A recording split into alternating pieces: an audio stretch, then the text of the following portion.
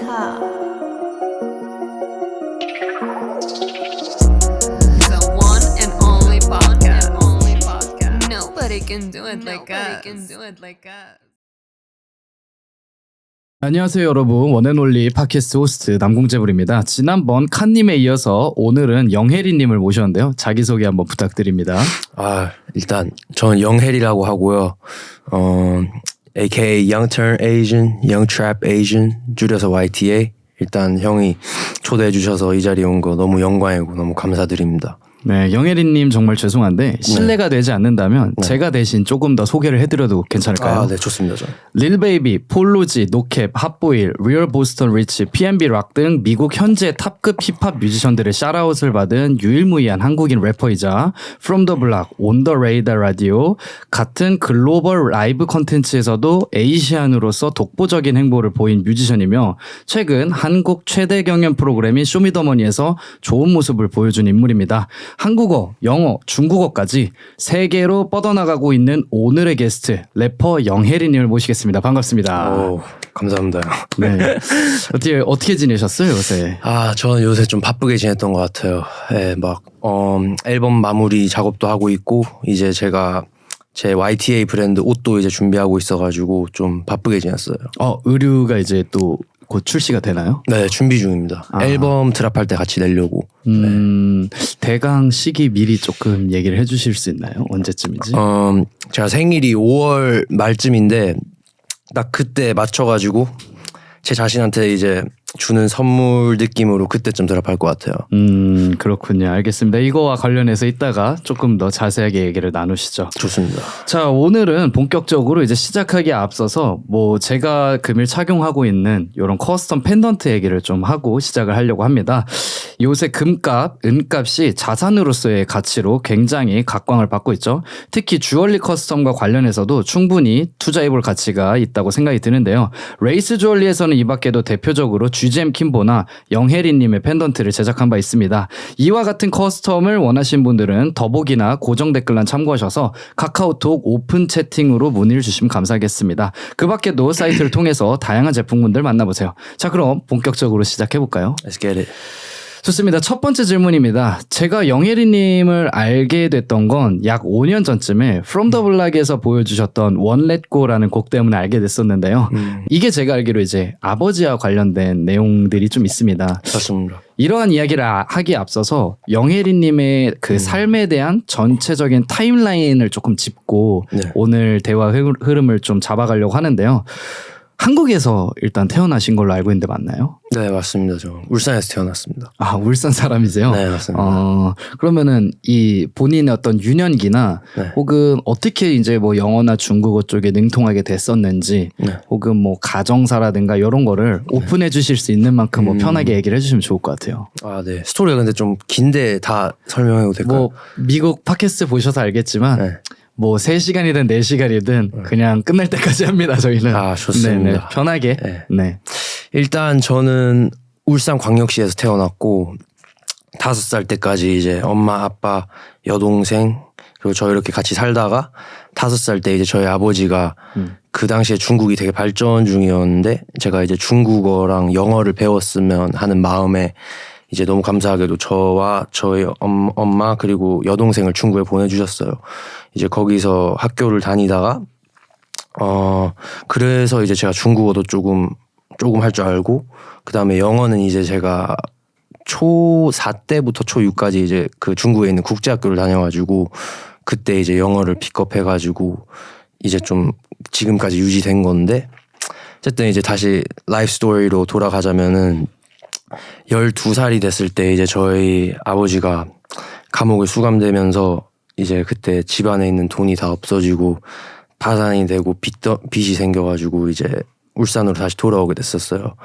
그때가 이제 아무래도 좀 제 인생의 큰 변환점이었던 것 같고 그때가 좀 지금의 제 성격을 많이 만든 것 같아요. 왜냐하면 중국에서 어렸을 때 살았을 때는 저는 말도 되게 많고 활발하고 좀 학교에서도 클래스 클라운이 약간 분위기 메이커 막 조크 같은 거 던지면서 사람들한테 웃음 주는 걸 좋아했었거든요 예전에. 근데 그랬다가 이제 딱 12살이 되고 한국 다시 오고 나서 성격이 많이 변했어요. 그때 이제 다시 그 스토리로 돌아가자면은 12살 때 이제 한국에 돌아와서 처음으로 한국 중학교에 입학을 하고 진짜 힘들었죠. 적응도 왜냐면은 솔직히 못했고 친구들도 전 사귀고 싶지도 않았었고 그래서 좀 조용히 학창 시절을 보냈던 것 같아요.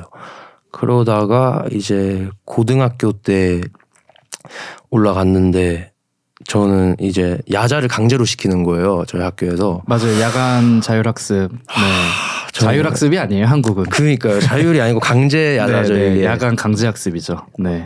네, 어쨌든 그거를 이제 보고 왜냐면 중학교 때까지는 제가 공부를 어느 정도 했었거든요. 왜냐면 이제 집안에 가장도 없고 계속 들려오는 거는 공부를 해야지 취직을 하고 취직을 해야지 돈을 버니까 돈을 벌고 싶었으니까 공부를 했었는데 이제 야자하는 걸 보고 나서 내가 진짜 이 야자 밤 9시 10시까지 공부를 해도 그렇게 부자가 될 수가 있을까? 이런 생각이 드는 거예요. 그래서 이제 그냥 아닌 것 같아서 공부를 그냥 때려치고 이제 뭘 할까 찾는 도중에 이제 그 옷이나 음악 이 둘 중 하나였는데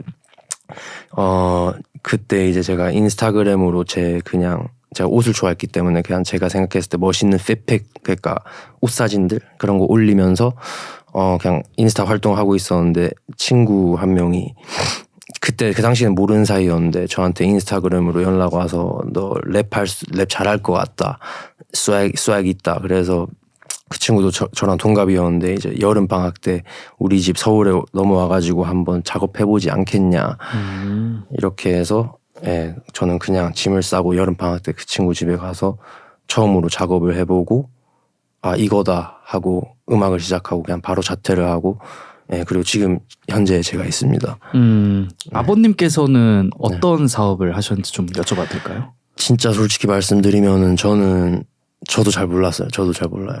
진짜로?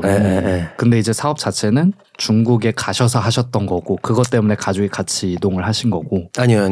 저희 아버지는 이제 기러기 아빠 느낌으로 한국에 있었으면서 이제 저희한테 돈을 보내주고 이랬었어요. 네. 아버님께서 그러면은 그 본인은 이제 한국에서 사업하시면서 이제 경제적 수완을 가지고 계신데 굳이 이제 가족분들을 중국에 가서 이제 좀 생활을 해라라고 하셨던데 이유가 있었나요?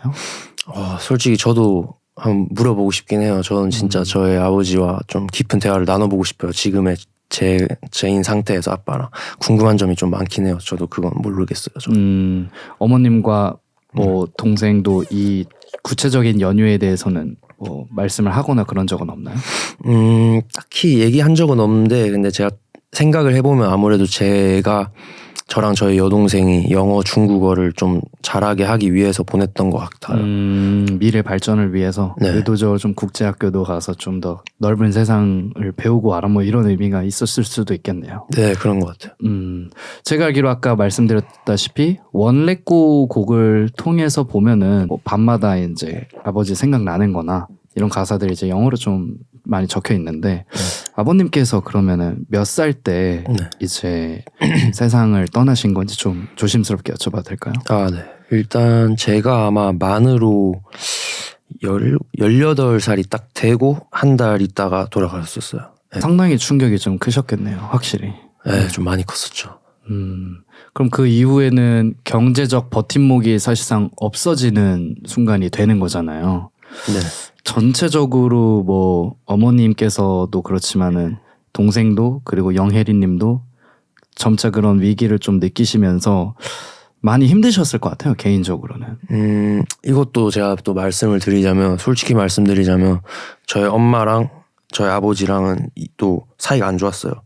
그러니까 저희가 아버지가 감옥에서 출소하고 나와서도 따로 살았었고 솔직히 말하면 저는 어린 마음에 그때는 저 엄마랑 살고 엄마가 이제 저희 아빠 감옥에 있는 동안 다 케어해주고 했었으니까 그때는 솔직히 아빠를 안 좋아했었어요. 근데 이제 그냥 제가 서울에 올라오고 아빠는 서울에 살고 있었고 가족은 이제 울산에 있었는데 근데 서울에 올라와서 이제 아빠가 그 당시에 암을 투병 중이었는데 그 병원에 가서 제가 간병을 하고 밤마다 막 아빠가 그냥 암이라는 게 그 걸리면은 사람이 죽어가는 그거를 보거든요, 진짜로. 근데 그거를 이제 딱 보고 딱 그런 제 어린 애새끼의 마음이 다 사라지고 그냥 아 진짜 지금 아빠가 죽을 수도 있겠다 하고 저는 제 있는 거 모든 거를 그냥 사랑을 보여주고 그냥 간병을 했었어요. 어린 나이에 비교적 빠르게 어른이 될 수밖에 없었던 그런 타임이 좀 있었네요. 아버님께서 네. 이제 감옥에 계셨다라고 하는데 네. 뭐 어떤 사업적인 연유가 좀 잘못되셔서 가신 건가요? 아, 네, 그렇다고 볼 수 있어요. 그렇다면은 이제 랩을 해야겠다. 어쨌든 아까 말씀 주신 그 친구분, 네. 그분께서는 여전히 이제 연락하시고 계신가요? 음악을 하고 계신가요? 그분도? 아, 그 친구는 이제 음악 안 하고 있습니다. 연락은 그냥 한 번씩? 아주 가끔씩. 아주 네. 가끔씩? 네. 그래도 친구로서 보고 있을 텐데 방송에도 이제 나오고 혹은 미국 진출하는 모습도 봤을 텐데 네. 감회가 새로웠을 것 같아요, 친구도.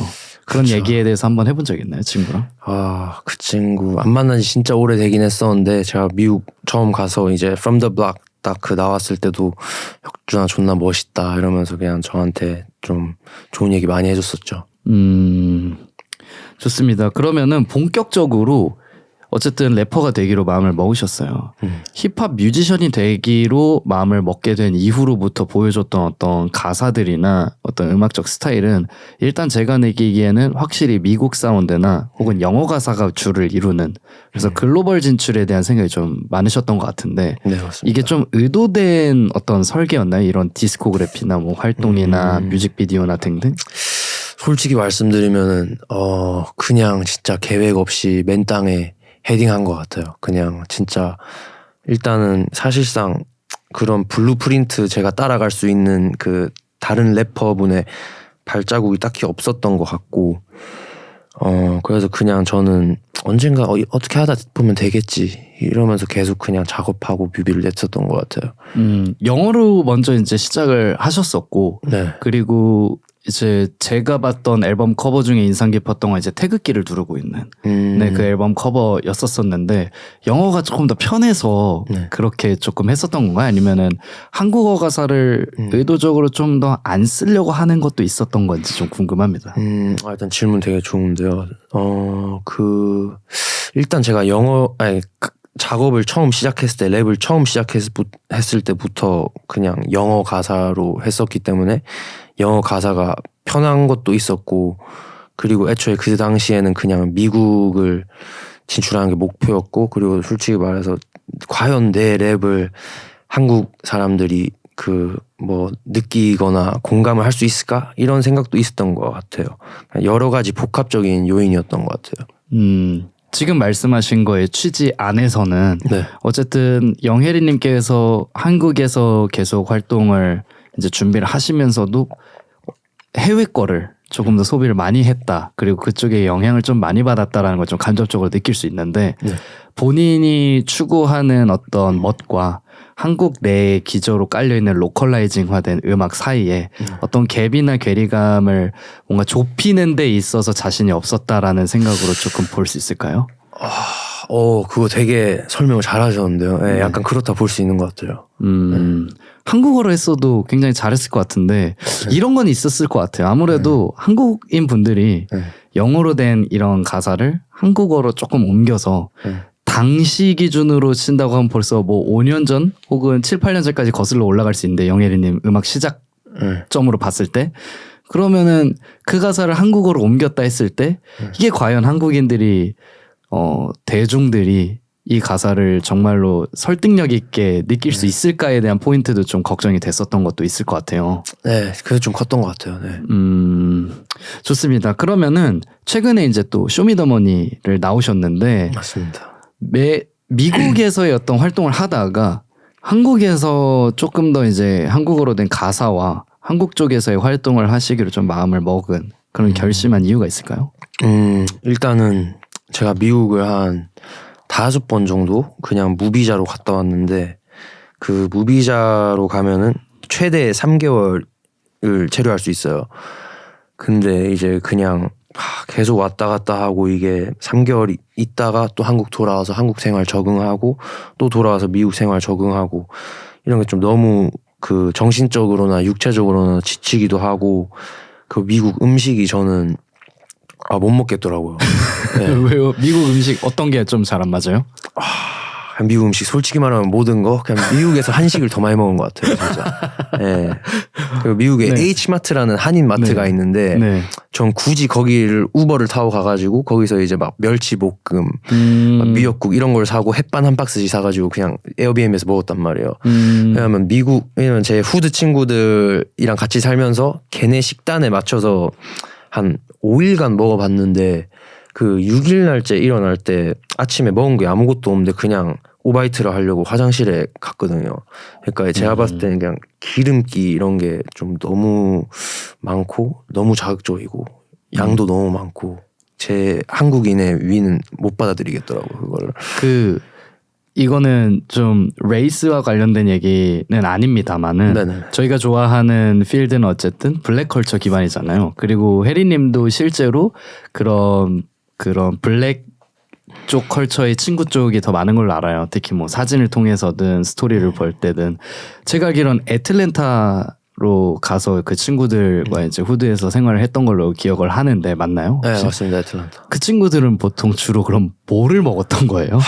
진짜 이거 그 친구들요 진짜 장난치는 게 아니라 맨날 일단 식당에서 앉아서 먹은 것도 아니고 네. 차 안에서 드라이브 뚜 하면서 이제 막 웬디스라고 패스트푸드 그 식당이 있고 그러니까 햄버거 그냥 맥도날드 비슷한 거 웬디스 뭐 치크필레이 뭐 그런 류의 그냥 패스트푸드 그런 거를 이제 그냥 항상 차 안에서 그냥 먹고 맨날 빠르게 어디를 갔었어야 해가지고 맨날 어딜 빠르게 가야 되는 거예요? 그런 게 그냥 빠른 거 갈 때가 많았어요 그 당시에. 네네네. 갈 때가 많았어요. 그러면은 그 친구들은 네. 그런 기름진 거를 365일 그냥 그렇게 먹는 건 라이프 스타일이에요? 맨날 패스트푸드는 먹진 않았는데 근데 항상 먹는 게 자극적이었어요 진짜. 기름기도 진짜 많고. 그 친구들은 그럼 채소 같은 거는 따로 좀 잘 안 먹어요? 제가 본 것 중에는 거의 없는 것 같아요. 그래서 그분들이 좀 이런 뭐랄까 단백질 섭취량도 높지만 칼로리도 높고 이런 걸 많이 먹으니까 뭐 체격이나 이런 것들이 좀 전체적으로 큰 건가라는 생각도 그런 것 드네요. 같아요 제가 봤을 때는. 네. 그래도 역시 저희가 한국인이긴 한가 봐요. 진짜 한식 안 되면 한식 없으면 안 돼요 진짜. 네, 미국에서 멸치볶음을 먹었던 영혜리. 네 맞습니다. 좋습니다. 쇼미더머니 얘기를 했었었는데 어쨌든 오셔서 쇼미더머니 출연을 하셨어요. 네. 사실 한국에서 이제 활동을 하신 것도 좀 되는데 어떻게 보면 뭐 대강 그 기간이 제가 알기로는 뭐 2, 3년 정도 되는데 그때도 어쨌든 쇼미더머니나 래퍼블릭이나 이런 힙합 오디션 프로그램에 있었단 말이죠. 네. 근데 그런 것들을 좀 모습을 비추지 않으시다가 이번에는 나가야겠다. 라고 마음을 먹으신 거에서 저나 이제 혜리님을 알고 있는 그런 관계자들은 그래도 적잖이 조금 나름 좀 놀랐습니다. 혜리가 나간다고? 나가는 건 너무 좋지. 나가는 거 좋은데 왜 나가려고 선택을 했을까 이런 생각들이 좀 있어가지고 네.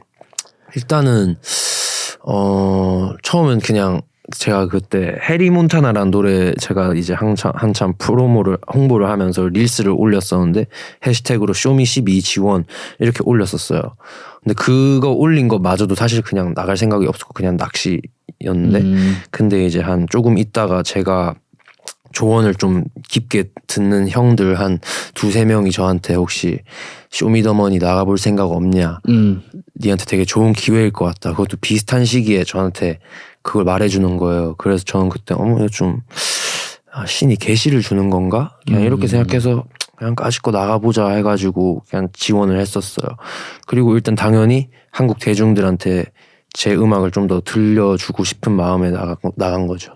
네. 작가분들이나 PD님들 이렇게 마주칠 때 어땠나요? 뭐 뭔가 친절하시거나 뭐 되게 잘 해주시려고 했나요?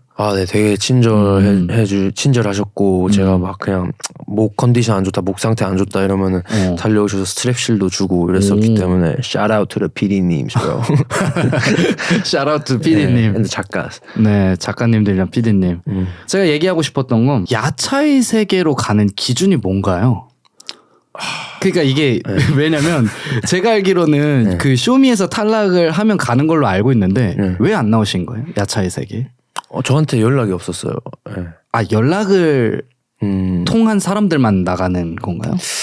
아마 그런 것 같아요. 예. 일단 저는 그냥 뭐 연락이 없었어가지고 그리고 애초에 그때 제가 이제 중국이랑 미국을 왔다 갔다 했었어야 해서 불러도 뭐 아마 안 나갔을 것 같은데 근데 저도 사실 기준은 저도 진짜 모르겠네요. 알고 싶네요, 저도. 네. 아니 저는 이제 개인적으로 뭐 거기 야차의 세계로 가신 그 래퍼 분들 중에서 특정 지어지는 분들만 간 건가라는 느낌이 좀 드는 거예요. 왜냐면 영혜리도 떨어졌는데 야차의 세계 없지라는 생각이 많이 들었거든요. 아 근데 저는 가사를 절고 떨어졌고 다른 래퍼분들은 그 좀 억울하게 떨어진 사람들이지 않을까 이런 생각이 들긴 하네요. 네. 제가 그 야차의 세계를 보진 않았어가지고 네. 정확히 잘 모르겠네요, 저는. 네. 아니면은 뭐 그럴 수도 있다는 생각이 들어요. 어쨌든 이것도 쇼고 프로고 예능이다 보니까 조금 더 그런 작가진들이나 이런 사람들이 뭔가 이미지로 만들었을 때 조금 더 쉬울 수 있을 것 같은 혹은 본인들이 연출하기 좋을 것 같은 느낌들을 좀 의도적으로 픽했을 수도 있다는 생각이 들고 혹은 반면에 프로듀서 분들과의 어떤 조언이나 자문을 통해서 이 사람 떨어져서 아쉬워해서 뭐 픽을 했을 수도 있고 뭐 여러 가지 이유가 있을 것 같긴 한데 야차의 세계 그냥 그렇게 연락을 해서 가는 시스템이라고 한다면 저는 이거 형평성에 문제가 있을 것 같다는 제 개인적인 생각은 좀 있어요. 근데 저도 확실한 건 아니니까. 네. 확실한 건 아니지만 저희끼리 어쨌든 이런 얘기를 하는 장소다 보니까 맞습니다. 네, 좀 아쉬웠다라는 생각이 좀 들고 저는 그래도 야차의 세계를 리뷰해달라는 얘기들이 되게 많았지만 안 했거든요. 그러니까 안 한 거는 뭐 물리적으로 조금 시간도 없기도 해서도 있는데 그 시스템 중에서 조금 아쉬웠던 건 이제 언텔님이 클립으로 한 번씩은 보셨을 수도 있다 봐요. 혜리님께서. 봤어요. 근데 벌스를 그 한 100개를 준비해야 살아남는 구조더라고 보니까. 진짜요? 네, 그게 언텔님 그러니까 1차에서 떨어진 사람들끼리 모아놓고 그게 이제 이제 살았나라고 생각하면 2차에서 떨어진 사람들이 합류하고 3차에서 떨어진 사람들이 합류해가지고 계속 거기서 랩을 해서 살아남아야 되는 거예요. 목걸이를 가져서. 그럼 1차에서 떨어진 사람들은 먼저 거기를 참가하고 2차, 3차에서 떨어진 사람은 계속 올라와서 붙는 거예요? 네, 그러니까 먼저 하고 있던 사람들은 일단은 그 디스어드밴티지가 있는 거죠. 기본적으로.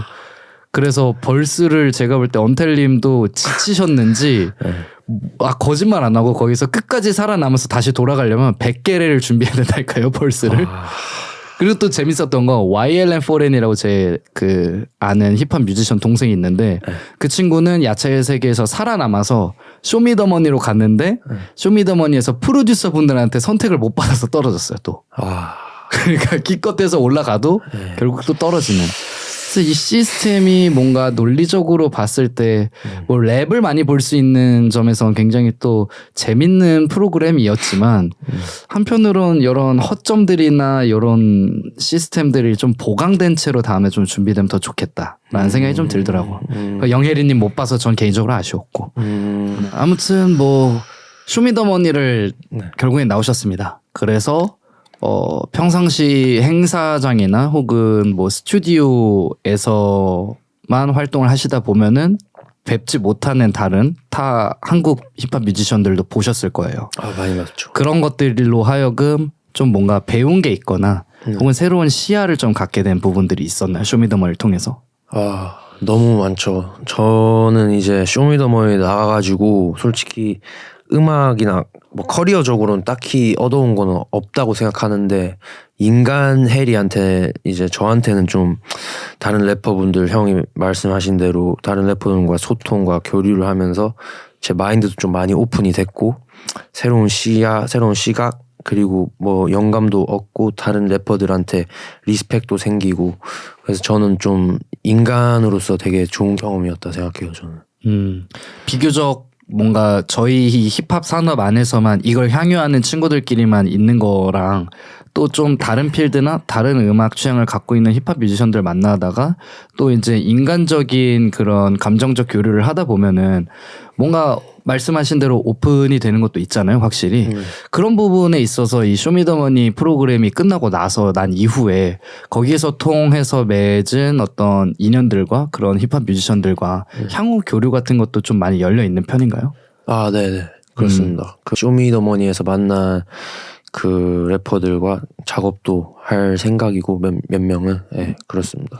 뭐 개인적으로 쇼미 안에서 이분과 조금 또 해보고 싶다 하시는 아티스트도 있었나요? 막 그렇게 막 하고 싶다 뭐 이런 건 없었는데 근데 다들 되게 멋있었고 그리고 영블래시 형이랑 곡 하나 했는데 그 노래가 좀 좆된 것 같아요. 아직 안 나왔나요? 아직 안 나왔어요. 곧 그 비디오도 찍자 했어요. 1차에서 지코님께 심사를 받아서 합격한 걸로 알고 있는데 네 맞습니다. 그게 좀 아쉬웠던 게 좀 뭔가 분량을 모든 마디를 다 보여줬으면 좋았을 텐데 좀 애매하게 끊긴? 그래서 제 개인적으로 이렇게 표현하면 조금 그럴 수 있는데 똥 싸다가 좀 끊긴 느낌이 좀 있었어요. 그때 했던 벌스가 몇 마디였나요 원래? 16마디였을 거예요. 지금도 좀 외우고 있나요? 네 그냥 It's Harry 현금이 많아 내 바지가 터져 And I'm still running for all my brothers. 그 노래. 거기에 있는 벌스를 가져가신 거군요. 네 맞습니다. 그거 정말 좋은데 제가 후디에고라는 친구랑 진짜 즐겨 듣는 노래거든요. 네. 이런 곡 내용에 있어서 또 이어서 얘기를 하자면 저는 Too High라는 곡을 정말 굉장히 좋아합니다. 감사합니다. 네, GGM 킴보님과 같이 하신 곡으로 알고 있는데 맞나요? 네 맞습니다. 어떻게 하다가 그 곡이 좀 탄생하게 됐나요? 뭐 평상시에 둘이 뭐 복싱장도 같이 가고 뭐 중국집도 같이 가고 이런 건 이제 스토리를 통해서 많이 보긴 했었는데 그 시즌쯤에 만들어진 곡이라고 좀 추측이 돼서요. 네, 딱 그 시즌 때 만들어졌습니다. 일단은 저도 제 개인적인 앨범을 준비하고 있고 그 형도 이제 그 형의 개인적인 앨범을 준비하는 걸로 보이기 때문에 좋습니다. 이런 걸로 관련해서 여기까지 좀 얘기를 나눠봤고요. 아까 말씀 주셨던 Young Turned Asian 맞나요? YTA? 맞습니다. 네, 이게 슬로건인데 정확히 좀 무슨 뜻인지 본인이 좀 직접 이런 거 좀 설명해 주시면 좋을 것 같아요. 일단 young 젊은 turned가 좀 이제 좀 멋있고 좀 돈 잘 벌고 막 그냥 멋있는 그리고 Asian은 이제 제가 동양이니까 근데 그 이름을 제가 그냥 그 슬로건을 푸시하게 되고 이거를 그냥 말하게 된 이유가 제가 그냥 이제 미국에 있을 때 흑인 애들이나 그냥 미국인들 자체가 그 고정관념을 갖고 있는 게 있어요. 동양인들에 대해서. 좀 이제 그냥 안경 끼고 공부 잘하고 물론 그게 잘못된 건 아니에요. 저는 오히려 그런 사람들이 더 멋있다 생각해요. 근데 이제 그냥 그런 애들이 미국인들이 저를 봤었을 때는 이제 옷도 그냥 저는 제가 입고 싶은 거 입고 그냥 뭐 그러니까 Hey bro you turn you young and turn like 그 너 멋있다 이렇게 해서 그냥 young turn Asian 쟤네들이 봤을 때 난 young하고 turned 한 Asian이니까 그냥 이걸로 가야겠다 해서 YTA를 밀게 됐습니다. 자 최근에 릴베이비와 핫보이의 샤라웃을 받았습니다. 인스타그램에 올린 피드 하나가 굉장히 바이럴이 됐는데 이게 뭐 어떤 경로로 어떻게 터지게 됐는지 좀 얘기해 주실 수 있나요? 저도 솔직히 말하면 진짜 모르겠고 그 사진을 찍은 상황을 설명해드리자면 이제 그냥 아는 동생 2명이랑 형 1명이랑 이제 그냥 가리봉동에 중식을 먹으러 갔어요. 근데 그냥 옷도 그냥 좀 멋있게 입은 것 같아서 나 사진 좀 찍어줘라 했는데 그냥 그 사진을 올렸는데 그냥 그게 갑자기 바이럴이 되더라고요. 막 레지 그 스트리머 있는데 금마도 이제 좋아요 누르고 유명하잖아요 그분도. 네, 미국 스트리머 맞죠 그분. 네 맞아요. 누군지 알아요. 그래서 저는 사실 진짜 모르겠어요. 왜 그렇게 된 건지. 근데 그건 있었어요. 제가 댓글들을 좀 읽어봤는데 그 미국 애들이 남긴 댓글 I thought this was AI 그러니까 AI인 줄 알았다 이런 거예요. 왠지는 모르겠지만 뭐 노래도 핫보이 노래로 좀 선택을 맞죠. 하기도 했고 맞죠. 네 핫보이도 실제로 좋아요를 눌렀잖아요. 네 그것도 되게 신기했어요. 릴베이비도 그렇고. 네 뭐 그 이후로 어떤 그 본토 뮤지션들과 뭐 이렇게 커넥션이 잡힌거나 그런 소통된 건 아직까지 뭐 진전된 건 없나요? 아니면 막 그렇게 진전된 건 없는데 일단 연락 온 사람들 몇 명 있고 몇 명 있긴 한데 아직 막 완전 커넥션 이 정도는 그런 건 없는 것 같아요. 그럼 미국 본토에서 이 사람과 협업을 해보고 싶다라고 희망하는 사람이 있을까요 지금? 요즘은 팬맥이라는 래퍼가 있는데 금마랑 하면은 좀 잘 맞을 것 같아요. 네, 저도 팬맥 네. 진짜 저희가 뭐 짠 게 아니고 네. 저도 팬맥 진짜 좋아하거든요. 아 진짜. 그 스포티파이 2위인가 3위 작년 연말 결산에서 팬맥이 그거였어요. 2위인가 3위인데 제가 가장 좋아하는 곡들 한번 좀 네. 보여주고 싶어가지고 네 팬맥이 근데 문제가 있어요. 뭔데요? 자가 복제가 너무 심해요. 아 노래가 제가 좋아하는 거 약간 이런 느낌? 여기서 겹치는 곡 있나요? 뭐 Yellow, 옐로우는 Watch 좋죠. the Moon, On God, What the Fuck, 그 정도. 네, 저는 팬맥 노래 많이 좋아해가지고 확실히 들을 줄 아세요, 형도. 근데 제가 그런 건 있어요. 어쨌든 제가 향유하는 게 네. YN 친구들, 새로 나온 친구들 옛날에 1, 2년 전에는 뭔가 이런 거 나 이만큼 후드 래퍼들 최전방에 있고 많이 알아. 이거를 막 많이 뭐랄까 힙합력, 힙합 지식력 그런 걸 자랑하고 싶어서 컨텐츠를 많이 했었는데 이제는 좀 안 해요. 왜냐면 그게 저를 조금 더 뭔가 힙합 안으로 이렇게 침식시킨다고 그래야 되나? 잠식시킨다. 뭔 느낌인지 아시죠? 그러니까 형의 한계를 만든다는. 맞아요. 네. 그리고 저는 어쨌든 이런 걸 향유하고 좋아하지만 그렇게 했을 때 어차피 사람들은 얘 흑인 되고 싶어 하는 누구누구. 그러니까 제가 뭔가 이 로컬라이징화 시키고 싶은 그 마음과 취지가 대중들의 어떤 니즈로 가는데 조금 더 멀어지는 느낌도 있었고 오히려 그 사람들이 좀 절 다가오기 좀 어렵게 만드는. 근데 또 웃긴 거는 그런 걸 활동을 안 하고 좀 대중적으로 우리나라도 알 법한 뭐 집키프나 영떡이나 건어 이런 대표적인 탑 그런 트랩 아티스트들 얘기하면 재불이 요새 음악 좀 들어야겠더라 이렇게 얘기를 해요.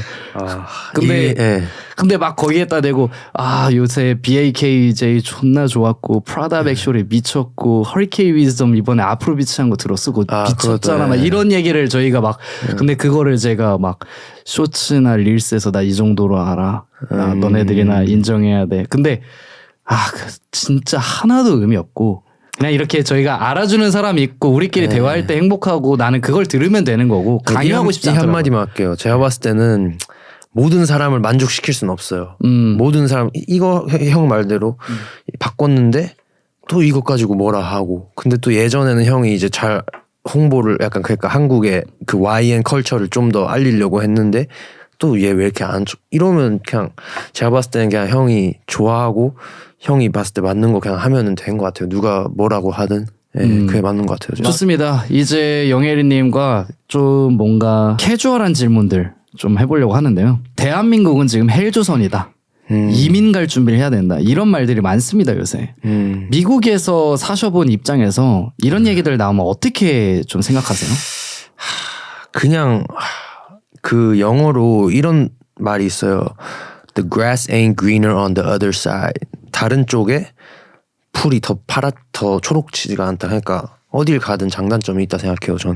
저는 이제 미국에서도 있어봤고, 근데 제가 있는 동네나 그런 게 좀 그런 단점들이 한국에 비해서 이제 좀 위험하고 그런 것 때문에 그런 걸 수도 있는데, 저는 그냥 장단점이 다 있다고 생각해요. 한국은 장점을 말하자면 일단은 24시간 어디를 걸어 다녀도 너무 안전하고 뭐 배달 너무 잘 돼 있고, 미국은 이제 그냥 편의점만 가려 하면 일단 차를 5분 타고 가야 되거든요. 차가 무조건 있어야 되고. 그래서 그런 게 좀 장단점이 나뉘는 것 같아요. 네. 치안이 확실히 한국이 좋나요? 보실 때? 네, 한국만한 나라가 있을까 싶어요, 저는. 영혜리님께서는 미국뿐만 아니라 중국에서도 좀 거주를 하셨잖아요. 네. 중국과의 어떤 장단점도 한국이 조금 느껴지는 게 있나요? 일단은 조금 그 당시에 제가 어렸을 때 살았을 때는 한국이 조금 더 깨끗하고 그랬었는데, 이번에 중국 제가 갔다 왔는데 청두랑 총칭 너무 발전했더라고요. 그래서 한국이랑 중국 좀 비슷한 것 같긴 해요. 사람 그냥 인구 밀도 이런 거 차이 빼면. 그러면은 영혜리님께서는, 그러니까 저는 약간 비프리님 옛날에 그런 말 한 적 있어요. 너네나 떠나 나는 이 한국을 바꿀 거야 막 이런 밈이 멋있는데요? 있거든요. 예, 예. 네. 근데 저는 항상 그런 생각을 했었어요. 네, 그래서 이게 떠나서 될 그런 책임감 없는 한 대한민국 국민으로서 그런 마인드를 갖고 있는 사람들 보면 전 자연스럽게 좀 멀리하게 되더라고요. 이 나라를 바꿀 생각을 해야지, 혹은 내 주변이나 내가 바뀔 생각을 해야지. 맞아요. 저도 동감합니다. 그거. 그런 거 좀 느끼세요, 실제로? 네. 저는 일단은 그냥 주위에서 일단은 주위에 그런 막 헬조선에다 많은 불평과 불만을 드러놓는 사람을 주위에 안 두고요. 일단 근데 제가 봤을 때는 그냥 본인의 문제를 일단 바꾸고 본인이 이 세상 험난한 세상에서 어떻게 살아남을지 본인을 준비하고 본인을 단단하게 만드는 게 제가 봤을 땐 해결책이라 생각해요. 그 어느 나라에 있든 그 친구들이 애틀란타 가서 제 후드 친구들이랑 밥만 한 밥 10끼만 먹으면은 바뀔 거예요. 그거. 멸치볶음 생각날 정도로 제육볶음 로제 마라샹궈 배달시켜 먹고 싶은데 이런 생각을 한다는 그렇죠. 거죠. 한국 그립다 막 이럴 거예요. 미국 스타일과 최대한 비슷하게 해야 본토에서도 인정받는다고 생각하시나요? 음악이요. 음악이든 패션 뭐 표정 필라소피 전부 다 그냥. 저는 오히려 반대해요.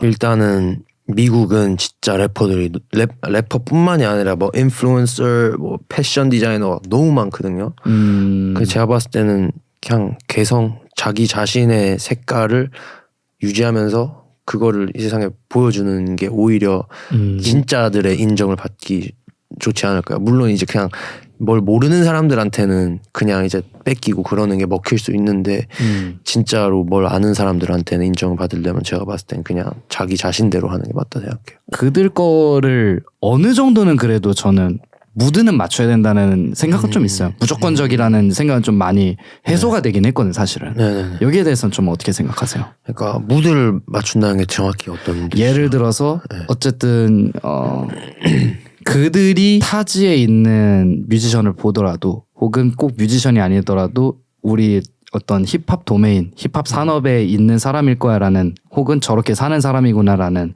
라이프 스타일을 느끼려면 뭐 행동이든 표정이든 혹은 뭐 주얼리가 됐든 뭐 옷이 됐든 꼭 그게 브랜드를 맞춰야 된다라는 느낌보다도 다름이 좀 존재하면서도 그들도 얘 우리 이것 좀 안 해? 약간 이런 느낌 정도의 무드로까지는 좀 맞춰놓고 거기서 개성을 좀 줘야 되는 게 아닌가라는 생각은 좀 있어요. 뭔 말인지 이해했어요. 네. 그거는 그래도 맞는 것 같아요. 일단은 그 어떤 필드에 있는 만약에 제가 어떤 래퍼한테 인정을 받고 싶으면 일단은 제가 랩을 해야 되는 거고, 그리고 설명하기 좀 어려운데 뭔 말인지 알 것 같아요. 근데 그 무드를 좀 무드를 맞추되 제 개성을 유지하면서 그러면 이제 인정을 받지 않을까요? 그럼 영혜리님께서 그런 인텐션을 가지고 요 무드를 맞추기 위해서 그들한테 있어서 차별성을 좀 주면서 의도적인 장치적으로 조금 밀고 있는 그런 자신만의 생각이 있을까요? 혹은 행동들이 있을까요? 그러니까 나는 똑같은 그냥 너네 거 똑같이 따라하고 뭐 이런 친구는 아니야. 나도 내 개성이 있어라든가. 솔직히 말씀드리면 저는 누구의 호감을 사기 위해서 막 의도적으로 행동을 하지 않고 그냥 진짜 음악 할 때 그냥 제가 하고 싶은 얘기, 옷도 그냥 제가 봤을 때 멋있는 옷 그냥 진짜 제가 좋아서 입는 거거든요. 그 음악도 제가 좋아서 하는 거고. 그래서 딱히 그런 건 없는 것 같아요, 저는. 네. 좋습니다. 그럼 반대로 이렇게 한번 질문을 해볼게요. 래퍼로서 한국 힙합 산업을 좀 바꾸고 싶은 부분이 있나요? 좀 바뀌면은 더 좋을 것 같다는 생각은 있긴 해요. 어떤 부분이 좀 바뀌었으면 좋을까요? 일단은 좀 그냥 대중들이 조금 더 소비하는 힙합이 다양해지면 좋을 것 같긴 하고. 근데 또 그러려면은 또 사실 또 문화가 바뀌어야 되고 이 사람들의 라이프 스타일이 그거를 뭐라 해야 되지? 받쳐줘야 하는 거라서 그게 바뀌려면은 제가 봤을 때는 좀 큰 나라의 변화가 있어야 가능하지 않을까 싶긴 하네요. 저는. 나라의 변화라고 한다면 뭔가 전체적인 나라의 그 흐름이 바뀌어야 된다라는 거예요. 네, 맞아요. 그러니까 힙합 산업이 바뀌려면은 일단 그 문화가 조금 더 올라가야 된다 생각해요, 저는. 우리나라는 K-팝이 굉장히 강세잖아요. 네. 근데 K-팝 산업 안에서도 힙합이나 랩 파트가 주는 비중이나 혹은 거기에 참여하는 작사 작곡가진들도 실제 힙합 뮤지션에서 내로라 하는 분들이 이제 참여하는 경우가 굉장히 많거든요. 보면은 이런 부분에 있어서 한국인으로서 K-팝을 조금 어떤 시각으로 좀 바라보시는지 좀 궁금했어요. 래퍼로서. 저는 오히려 좀 즐겨 듣진 않거든요. 제 음악이 제 스타일은 아니어서. 근데 그냥 장르 자체로 보고 본다면 좀 멋있는 것 같아요. 왜냐면 어쨌든 우리나라의 개성이고 우리나라의 좀 tourist attraction, 그러니까 투어 여행객들이 많이 오게 하는 요인이니까 우리나라의 경제도 살려주고 있고, 그래서 저는 멋있다 생각해요. 근데 최근에 그 BTS 네. 광화문인가에서 한 거 보셨어요? 넷플릭스에서 들었어요. 이 라이브 스트리밍 같이 송출했었거든요. 아 진짜요? 와, 그거 보고 네. 전 진짜 깜짝 놀랐습니다. 왜요? 그러니까 사실은 예상했었던 거기에 그 방문할 빈도가 10만 명으로 예상이 됐었는데 제가 알기로는 2만 명인가 3만 명, 근데 꽤 엄청나게 큰 숫자죠 거기도. 근데 꽉 차더라고요 거기가. 와, 그래가지고 야 역시 K-팝 산업 광화문 앞에서 한 거예요. 제가 보기에는 그런 것 같았어요. 왜냐면은 정확하진 않거든요. 네. 근데 뭐 이순신 동상 있고 세종대왕 동상 있고를 봤던 것 같아요 미디어에서. 와 진짜요? 근데 거기에 외국인 분들이 그냥 쫙 그냥 와, 막 우시는 분도 있고. 와. 근데 제가 알기로는 그 BTS가 복귀하는 무대여서 네. 무료 콘서트였나 그랬을 거예요. 오, 그래서 그때 당시에 이제 랩몬스터님인가? 네, 랩몬스터님께서 가사에 그 BTS 노래 중에 뭐 70억 인구가 어떻게라는 노래가 있는데 그거를 이제 인구가 70억 인구가 아니라 이제 84억인가 85억 인구로 늘어났대요. 그 부분을 개사를 해서 불러요. 그래서 그래서 가사를 바꿔서요. 네, 뭐 70억 인구 어떻게 뭐 이건데 84억 무슨 4천 몇 명의 인구 이렇게 그렇게 부르시더라고요. 그래서 노 랩 캡이네요. 네, 진짜 와 이거 래퍼다 이분. 진짜 멋있다. 네. 네, 그 상황에 맞춰서 또 개사를 하시더라고요. 랩캡은 못한다 이런 그 네. 스탠스네. 어쨌든 저는 너무 좋은 것 같아요. 뭐 롱샷이나 코르티스나 올데이 프로젝트나 이런 그 K-팝의 선두주자로 뛰고 계신 분들께서도 힙합과 관련된 것들을 이렇게 같이 해주면 분명히 저희한테도 이런 낙수 효과 같은 게 분명히 있을 거라고 생각을 하고. 그렇죠. 네. 그거는 진짜 무시 못해요. 요거는 이제 또 다른 질문인데 래퍼로서 한 달에 얼마 정도 벌어야 진짜 성공했다라고 생각하세요? 와, 네. 제가 봤을 때 한 달에 저는 일단 좀 어려운데요. 살짝 질문이 콜니하긴 하죠. 콜니하기보다는 되게 좋은 질문 같아요. 왜냐면 이런 생각을 안 해봤기 때문에 네네. 오히려 생각을 하게 되는데 네. 일단은 제가 봤을 때 한 달에 뭐 500만 원, 600만 원만 땡겨도 좀 괜찮을 것 같은데 좀 만족할 것 같은데. 래퍼로서 래퍼라는 직업으로서 그래도 한 달에 5, 600 정도의 수입이 있다라고 한다면 그걸로도 충분히 성공한 삶을 살고 있다. 그건 아니고 충분한 삶은 아니고 일단 네. 되게 만족은 되게 프라우드 할 것 같긴 해요. 음악으로 그 정도 일단 벌면은 음원료나 이런 걸로. 근데 네네네. 성공한 삶이라고 하려면은 그냥 진짜 가만히 있고 활동을 안 해도 막 한 달에 진짜 5, 600씩 꽂히면 음원료로 그러면 진짜 성공한 거 아닐까요? 일각에서는 저는 요거 예전에 사석에서 굉장히 조금은 불편했던 대화 내용들이었는데 뭐였냐면 야 한국에서 래퍼들 뭐 돈 많이 벌었다가 가사 많이 그렇게 쓰는데 뭐 자기들이 리고엔스 락킹했다 뭐 지방신앙 뭐 이런 거 샀다 프라다 입고 있다 뭐 걔네도 얼마 버는데 해봤자 음원 뭐 많이 해서 공연 많이 뛰고 해서 200에서 많이 벌어야 500 아니야? 그거 다 탕진해서 뭐 푸미유지비에 다 쓰고 야 걔네 돈도 없는데 왜 그렇게 자랑을 해? 라는 얘기들을 좀 한 적이 있어요. 근데 그분이 누구였냐면 K-팝 작곡가였어요. 그러니까 뭐 K-팝 작곡 하시는 분인데 뭐 친하지는 않은데 이제 어디 놀러 갔다가 그런 걸 들은 거죠. 그러니까 그분 입장에서는 그렇게 생각할 수 있다 생각해요. 그렇게 그렇죠. 그분은 뭐 한 달에 뭐 얼마를 버실지 모르겠지만 진짜 많이 버시겠죠. 다르겠죠. 그런 분 입장에서는 야 그게 플렉스라고 할 수 있어? 그거 갖고 왜 프라이드를 갖는 거야? 라는 얘기를 하더라고요. 근데 저는 그렇게 접근하면 안 된다라는 생각이 있어요. 뭐냐면 힙합 산업에서 힙합 뮤지션들이 내가 돈 벌어서 내가 이런 멋있는 걸 하고 있어에 대한 가사는 곧 자기의 그 셀프 이고와 셀프 이스팀 자체가 된 게 굉장히 멋있는 거고 내 스스로 이뤄냈어라는 거 그거에 포커싱을 둬야 되는 거지. 네, 맞습니다. 뭐 그게 돈이 뭐 100만 원, 200만 원짜리 이만큼 비싼 걸 샀어에 포커싱을 두는 게 조금 아쉽더라고요, 저는. 네. 그래서 그러면은 1,000만 원, 3,000만 원 이런 걸 벌어야지만 프라다 가사를 쓸 수 있고 이건 아니라고 생각을 했거든요, 저는. 저 똑같아요. 똑같아요. 그런 입장에서 영예리 님이 보셨을 때 이런 내 자신을 플렉스하고 스웩을 보여주는 이 힙합 컬처의 문화를 어떤 마음으로 어떻게 좀 해석을 하시는지 좀 궁금했습니다. 일단 저는 다른 사람들이 왜 플렉스하거나 막 그런 이유는 모르겠고 저는 플렉스하는 이유가 어렸을 때 돈이 없었으니까. 근데 이제는 벌고 있다.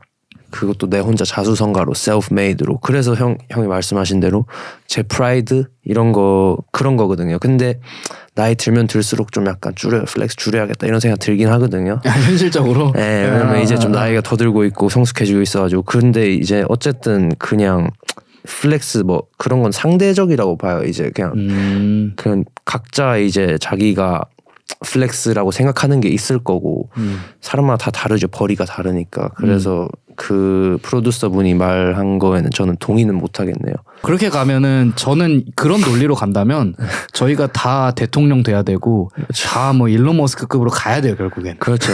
그러니까요, 진짜. 그분 논리면은 이제 일론 머스크 아니면 사실 플렉스를 하면 안 되는 거니까. 맞아요. 그렇게까지 가는 거죠. 네.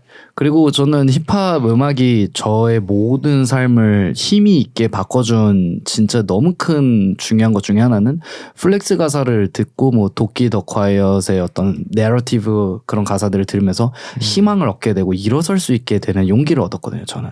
그래서 사람들이 래퍼들이 플렉스 하는 가사를 들을 때 누군가에겐 그게 희망의 메시지가 될 수 있다 봐요.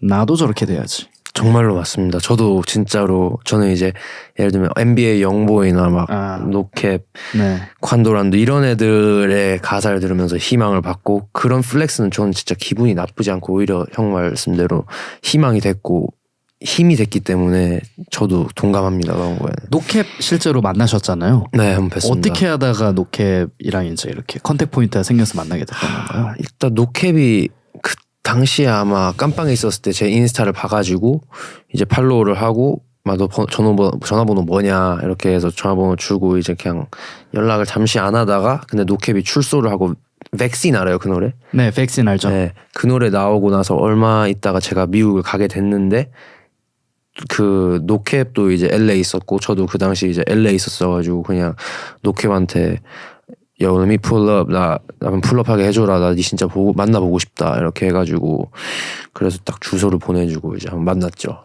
노캡이랑 그때 뭐 무슨 시간을 가졌나요? 그냥 뭐 음악을 만든다든가 아니면 그냥 대화를 좀 하고 뭐 그 정도였나요? 일단 대화를 하고 원래 계획은 노캡이 밤에 이제 스튜디오 가자 이렇게 했었는데 이제 그러다가 저는 그냥 진짜 그 당시 그냥 귀여운 얘기일 수도 있지만 노캡의 진짜 팬이었고 노캡을 진짜 많이 좋아했기 때문에 그냥 따라다녔어요. 노캡 스케줄 하루 동안 노캡의 피처링 뭐 뮤비를 촬영하고 있었는데 그거 따라가고 이제 밤에 스튜디오로 가는 게 계획이었는데 노캡이 이제 그냥 스케줄이 끝나고 뭐 너무 턴업 상태여서 그런지 아니면 피곤해서 그런지 모르겠는데 이제 에어비앤비 돌아가고 그냥 잠든 거예요. 그리고 저도 이제 그냥 좀 이따 잠들고 그래서 스튜디오 이런 거는 안 하고 뭐 음악적인 그 작업은 안 했는데 그냥 사람이 어떤 사람인지 좀 대충 알게 되고 얘기 좀 나누고 그래서 저한테는 되게 신선하고 감사한 경험이었죠. 노캡이 여전히 영보이 쪽 회사에 합류가 되어 있나요? 그건 저도 모르겠어요. 네. 예전에 둘이 그런 걸로 비프가 있었잖아요. 맞아요. 네, 노캡이 영보이가 그 자기 회사 그 아티스트니까 너 피처링 도와주는데 너 도움 받아서 성공하고 싶지 않아? 라는 약간 또 자기의 프라이드 했다가 개소리 아니야? 이 새끼 하면서 회사 사장과 아티스트끼리 싸웠던 걸로 비프가 있었던. 노캡의 가장 좋아하는 노래는 그건데 그 무슨 엔젤 들어가는 게토 엔젤. 게토 엔젤. 그게 이제 뮤직비디오 시작할 때 막 단체로 막 떼창 하다가 이제 노래 시작하는 걸로 알고 있는데 저도 그 노캡을 한창 좋아했을 때는 4년 전, 5년 전 네, 그때쯤이었던 것 같아요. 지금도 간간히 뭐 리믹스나 아니면 프리스타일로 해가지고 노래를 한 번씩 내는 것 같은데 콴도론도나 영보이 노캡 쪽 라인이 주는 어떤 페인송이 확실히 저희한테 힘이 많이 되죠. 네. 진짜로 많이 됐습니다. 힘이. 저는 개인적으로 영보이의 굉장한 팬인데 과거 16년, 17년도쯤으로 본다면 언터처블이나 Through the Storm이나 아니면 Gravity라든가 이런 곡들이 주는 그 힘이 엄청 시너지가 좋은 것 같아요. Gravity는 진짜 다르죠. 네. 그거는 진짜 다르죠. 네. 어쨌든 또 갑자기 또 힙합 얘기 갑자기 꺼내는 네. 좋습니다. 영어는 필수라고 생각하세요? AI가 발전해도? 영어. 근데 그냥 필수라는 게 이 삶에 있을까요? 꼭 배워야 되는 게 그 사람이 그냥 영어가 필요한 직업이나 일을 하고 싶으면은 배우는 거고. 근데 뭐 필수라는 건 저는 이 세상에 없다 생각해요. 저는. 그러면은 이렇게 여쭤볼게요. 네. 영혜린님이 아버지가 됐습니다. 자식이 영어가 필요할 것 같다 생각하세요? AI가 발전해도? 전 무조건 무조건 생각합니다. 그럼 그게 필수라고 생각하는 거 아니에요? 네, 맞네. 이거 좀 모순이네요, 제가. 아니 장난인데 그런 이제 예시로 얘기를 하자면, 근데 어떤 부분에 있어서 왜 이게 필요하다고 생각하세요? 근데 진짜로 만약에 아들이 있고 아들이 그냥 영어가 필요 없는 일을 하고 싶다 하면은 강요는 안 할 것 같은데, 근데 일단은 좋긴 하잖아요. 영어를 일단은 이 지구상의 거의 모든 나라들이 공통적으로 쓰는 언어가 영어니까. 그리고 뭐 여행 다니는 걸 저는 되게 좋아하고, 그래서 이제 여행을 가고 하면 일단 의사소통을 하려면 그 나라의 언어를 못해도 영어가 되면 이제 어느 정도 되니까. 그래서 영어는 지금 생각해보니까 해외를 가고 하려면 필요하긴 하네요. 영어는 또 저는 이런 측면에서도 중요하다 봐요. 그러니까 당연히 AI가 모든 걸 대체하고 모든 걸 바꾸겠지만 프랑스 학부를 저는 전공을 했고 실제로 프랑스 친구들 만나면 프랑스로 대화를 좀 하고 멍수아. 네, 이게 있어요. 그 뇌구조적으로 생각하는 그 논리 구조도 좀 많이 바뀌고요. 제가 생각할 땐. 그래서 그 나라의 언어를 안다는 건 그 나라의 문화를 아는 거거든요, 사실. 영어를 알려면 그걸 더 깊게 이해하려면 거기서 현지에서 왜 이 영어를 이렇게 사용하고 이런 단어가 탄생했는지나 그런 역사적인 거나 어쨌든 뭐 기후적인 거, 뭐 애틀랜타는 뭐가 유명하고 왜 트랩씬이 생겨서 왜 뭐 구찌메인이 존 식스인데 거기서 이런 얘기가 나오다가 퓨처도 왜 애틀랜타에서 서로 그렇게 끌어당겨주고 밀어주고 이런 얘기들이 나오는지에 대한 그런 전체적인 거를 또 1차원적으로 이해할 수 있으려면 영어가 기본적으로 그냥 해석하지 않고 그냥 청각적으로 메시지로 바로 들을 때 있는 그런 청각적인 그 통쾌함이 있어요. 제가 볼 땐 프랑스어도 그렇고 네. 그런 부분에 있어서 힙합을 좋아한다라고 한다면 영어는 좀 진짜 필수가 돼야 되지 않나라는 생각이 좀 들어요. 저는 힙합을 진짜 딥하게 이해하고 뭐 제대로 느끼고 싶으면 제가 봤을 때 필요한 것 같아요. 미국에서 인종차별 많이 당하나요? 아시아인으로서? 저는 당한 적이 거의 없어요. 오. 네. 근데 가사에서는 네. 그 They are mocking me because I'm Asian이라는 가사가 있었던 걸 그거는 기억하는데 이제 제가 댓글들 인터넷에선 진짜로 인터넷에선 셀 수도 없이 인종차별 많이 당했죠. 댓글. 와우. 이번에 바이럴된 것만 봐도. 근데 실제로는 그냥 한 번밖에 없었어요. 결국 그 리얼 월드에서는 일어나지 않네요. 그렇죠. 뭐 제가 운이 좋은 걸 수도 있는데, 근데 저는 다행히도 그냥 한 번밖에 없어요. 인종차별에 대해서는 좀 어떤 시각으로 좀 바라보세요? 좀 멍청한 것 같아요. 일단은 어쨌든 우리는 그냥 모든 똑같이 동등한 인간이고 이 외면 이거는 중요하지 않다 생각하고 그냥 내면에 있는 마음은 다 똑같은 영혼으로 만들어진 사람들인데 그냥 색깔이 다르다고 아니면 뭐 생긴 게 다르다고 그렇게 차별하거나 이런 건 진짜 멍청하다 생각해요. 미국은 일단은 너무 다양한 문화권, 뭐 히스패닉, 백인, 흑인, 아시아인 다 짬뽕돼 있기 때문에 좀 덜하다고 생각해요. 미국은 그래도. 좋습니다. 이제 마지막 질문인데요. 영혜리님의 앞으로의 행보에 대해서 좀 얘기를 해주실 수 있나요? 일단 올해 계획부터 한번 얘기해 볼까요? 일단 올해 계획은 일단 지금 제일 집중하고 준비하고 있는 거는 제 앨범을 이제 좀 제대로 그냥 프로덕션부터 해서 퀄리티 모든 비주얼적으로 모든 거를 제가 진짜 추구하는 멋을 그거를 음악에 담고 비주얼에 담고 이거를 이 세상에 뿌리고 싶어요. 그게 일단 목표예요. 지금 올해의 목표는. 그러면은 영혜리가 래퍼로서 롱텀 골에 대해서 한번 얘기해 볼까요? 장기적인 래퍼로서 어떤 최종적인 목표가 있다고 한다면. 래퍼로서 롱텀 골은 그냥 차근차근 예전에는 그냥 빠르게 뜨고 싶었거든요. 근데 지금은 그냥 차근차근 제가 그냥 제 세계관을 세상에 뿌리면서 저의 음악을 진짜 듣고 공감하고 제 음악이 위로가 되는 사람들이 찾아서 그 팬베이스를 탄탄하게 구축해가는 게 그냥 지금의 꼴이에요. 저는. 네. 그 국내에서도 뭐 예를 들어 행사라든가 콘서트, 뭐 라이브 이런 것들이 있으면 좀 많이 열려 계신 상태인가요? 아 너무 열려 있죠 저는. 협업도 많이 열려 계신 상태고. 협업이 콜라보죠. 네, 콜라보. 아 네. 네, 한국 뮤지션들과 뭐 타 장르에 있으신 분들과도 좀 생각 있으신가요? 그분들이 뭐 락을 할 수도 있고 노래만 핏하다고 한다면? 네, 그래서 그냥 노래만 좋고 진짜 그분들이 멋있는 사람이라고 제가 판단을 하면 저는 열려 있죠. 네.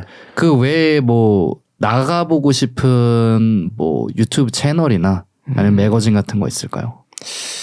매거진 하이비스 한번. 하이피스트. 네. 하이피스트 한번. 하이비스. 네. 네. 유튜브 채널은 또 딱히는 유튜브 채널. 네. 거기 채널 기억이 안 나는데 그 SPN이었나? SPNS. 네, 오메가 사피엔님이. 네, 네. 그분들이 한 그 제프리 앱스틴 파일 그거를 관한 여기를 봤었는데 네네. 저도 그런 거에 좀 관심이 있어가지고 거기 나오면 재밌을 것 같긴 해요. SPNS TV. 네. 알겠습니다. 좋습니다. 제가 준비한 질문은 여기까지고요. 네. 뭐 질문이 비교적 좀 많이 캐주얼했던 것 같은데 오늘도 좀 어떠셨나요? 저는 오히려 너무 좋았고 그냥 형이랑도 좀 깊은 대화를 한 것 같아서 되게 여러모로 좋습니다. 영광이었고. 다행이네요. 저희가 진짜 돌고 돌아서 이제 이렇게 같이 하게 됐는데 그렇죠. 너무 감회가 좀 새롭고 또 혜리님도 요새 들어서 더 원기왕성하고 저 활발한 활동 보여주셔서 너무 마음에 정말 뿌듯하고 감사합니다. 맨날 헬스 할 때마다 워크아웃 할 때마다 맨날 듣고 네. 한 번씩 제가 또 연락하잖아요. 네, 맞죠. 네. 그것도 얘기해 주셨어요. 헬스장에서 자주 듣는다고. 미쳤어요. 헬스 할 때 힘 파이팅 많이 넘칩니다. 그게. 네. 좋습니다. 오늘은 이렇게 팟캐스트 마무리를 해보려고 하고 있고요. 여러분들께서도 이분 나오셨으면 좋겠다 하는 아티스트 있으면 그 당사자한테도 DM을 많이 보내주시고요. 여기로도 댓글 많이 달아주시면은 제가 한번 섭외해서 이런 콘텐츠 만들어 볼 수 있도록 하겠습니다. 구독과 좋아요 잊지 말고 꼭 해주셨으면 좋겠고 지금까지 원앤온리 팟캐스트 호스트 남궁재불이었고요. 그리고 영혜류였습니다. YTA. 네, YTA 고생하셨습니다.